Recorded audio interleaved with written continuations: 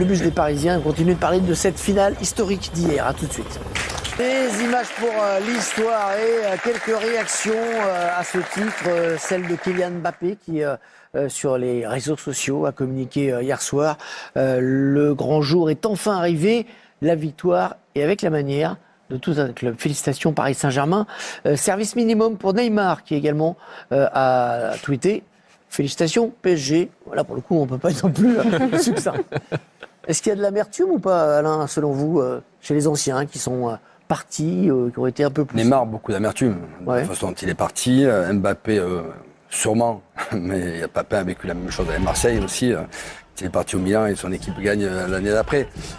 Après, c'est bien d'avoir mis un petit message. C'est plutôt classe. Voilà, même si au fond de lui, à mon avis, ça doit le ronger. Ouais. Ce qui est assez terrible, c'est cette déclaration qu'il avait faite. Si je veux gagner avec des champions, je ne serais pas resté à Paris.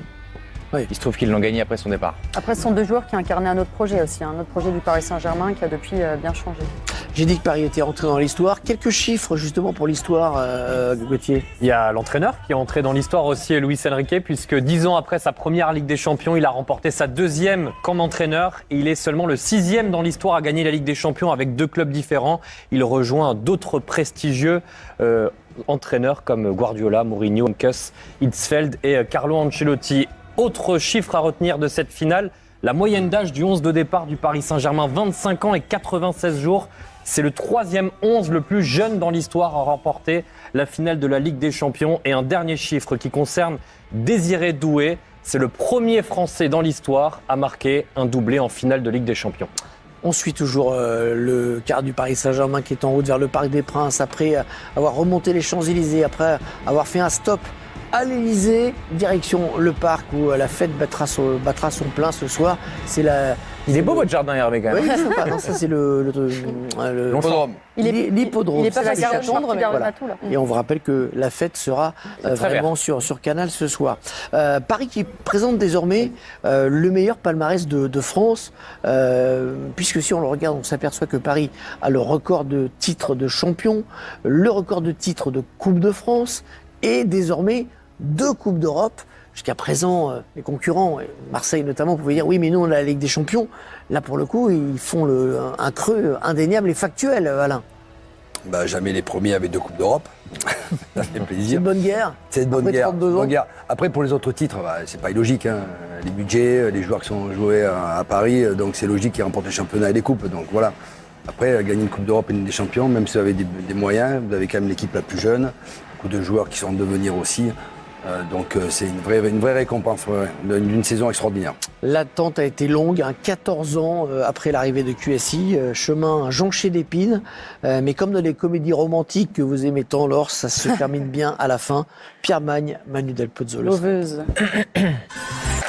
Et Alain, comme nous tous, a vu dans la joie de Mayelou un petit hommage peut-être involontaire à la course de Christophe Dugarry le soir de France-Afrique du Sud, match d'ouverture de la Coupe du Monde 98. Triplé inédit pour le foot français, championnat coupe, Ligue des Champions, mais quadruplé possible avec la Coupe du Monde des clubs qui se jouera cet été.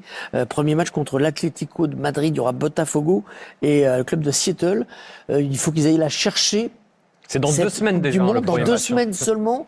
Est-ce qu'il n'y a pas le risque qu'un club qui gagnerait cette Coupe du Monde en profite, le Real par exemple, pour dire non, la vraie compétition cette année, c'était pas la Ligue des Champions, c'était la Coupe du Monde.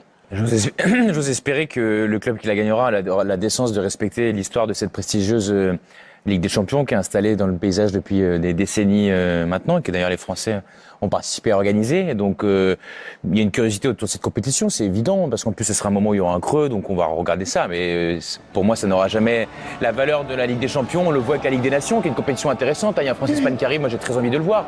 Mais pour autant, gagner la Ligue des Nations, c'est pas exactement la même chose que de gagner la Coupe du Monde ou l'Euro. Le Parc des Princes est content quand vous la gagnez. Le Parc des Princes est en train de se remplir. Les festivités commenceront dans la foulée du CFC. C'est le premier sur Canal Plus Foot. C'est celui de gauche, à droite, c'est le futur stade du Paris Football Club. Oui, Laure, sur le. Non, je veux dire, la Coupe du Monde des clubs, elle peut être excitante parce que c'est des affiches qui vont être nouvelles. Mais je trouve qu'en termes de densité, de qualité d'équipe, la Ligue des Champions, pour moi, est beaucoup plus relevée. Donc c'est beaucoup plus Puis il y a dur de l'histoire. gagner la Ligue des Champions selon moi. Mais après, voilà, c'est ma façon de voir. Ils vont réussir à avoir envie de ça, les joueurs éreintés certainement, mais enfin quand même, il y a cette compétition très lucrative financièrement. Et puis des affiches inédites. C'est Botafogo, par exemple, ça attire une forme de curiosité de savoir ce que ça donne face à un club brésilien. Curiosité, on a affaire à des grands professionnels avec un entraîneur qui fera le job jusqu'au bout. Il fera sûrement tourner son équipe aussi. On a toujours envie de remporter aussi une première compétition qui est créée. Moi, je vais regarder les matchs, bien sûr, mais ce qui m'inquiète, moi, c'est la santé des joueurs. Voilà. Ils vont taper 70 matchs entre les sélections. Ils ont joué qu'à 17 matchs, le PSG, c'est ça? En Ligue des Champions, oui. 17 matchs, et vous enchaînez pour encore, je ne sais plus combien de matchs. Enfin, Mais là, il y a les sélections, parce que En plus, demain c'est- les joueurs c'est arrivent en harassant. sélection. Et Les joueurs, après les fêtes, arrivent dès demain en sélection. c'est là, Ils ont là où on jamais va de vacances. s'inquiéter, c'est l'année prochaine, donc il va falloir avoir un effectif dense.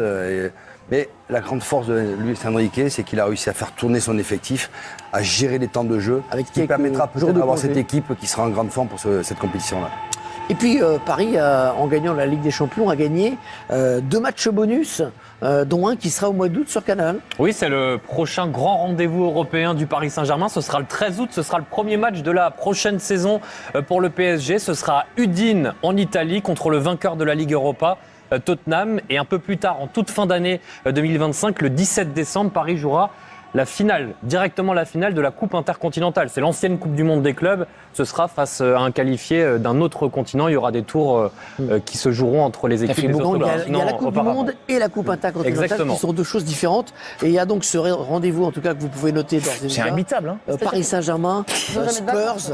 sur Canal, ça la Super Coupe. Surtout que Paris a un souvenir cuisant. Ils avaient pris Ça, c'est clair. Contre la Juve. 6-1 contre la Juve ouais. lorsqu'ils ont gagné la On Coupe se des souvient. Coupes. Donc ils vont essayer de se Ça reprendre. va, non Tottenham, tiens, puisqu'on en parle, lieu de tournage du premier épisode de la 2e saison de Au Micro. Vous avez adoré la saison 1. Oui. La Surtout saison les 2 coachs. arrivera fin août, début septembre sur Canal. Et on a débuté cette saison en Angleterre, dans le stade qui a fait David Ginola roi, enfin pas le même parce qu'ils ont changé, celui de Tottenham. Regardez ce petit Commentaire en teaser. anglais.